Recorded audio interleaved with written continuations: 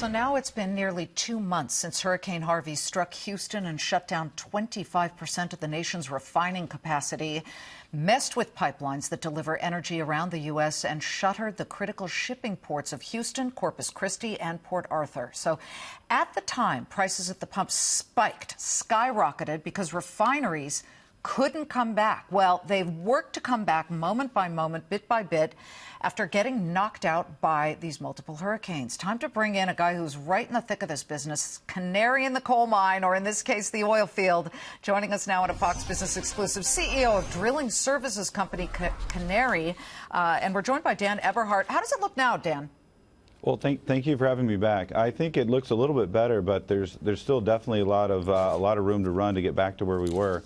So just to put it in perspective, the U.S. government released 5.3 million barrels of oil to help cover the refinery production shortage post Hurricane Harvey.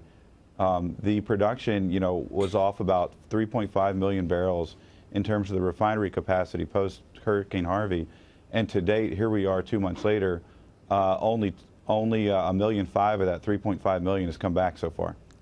True. And when we look at the price of gasoline, a year ago, it was more like, I want to say $2.23, right, per gallon, and that's sort of the retail price here. Now it's $2.46.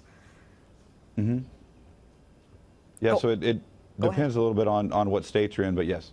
Yeah, so we're looking at prices that are marginally higher here, but let's talk about the so-called imbalances, because we didn't have refining capacity for a while, so we didn't get gasoline. Then once they started up again, we had a little bit of a shortage of crude, because that started to go through the refining systems, correct? So are we rebalanced yet?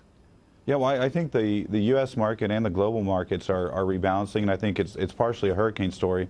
But even bigger than that, it's a global supply story relating to the U.S. shale and the oil bust that started in 2014.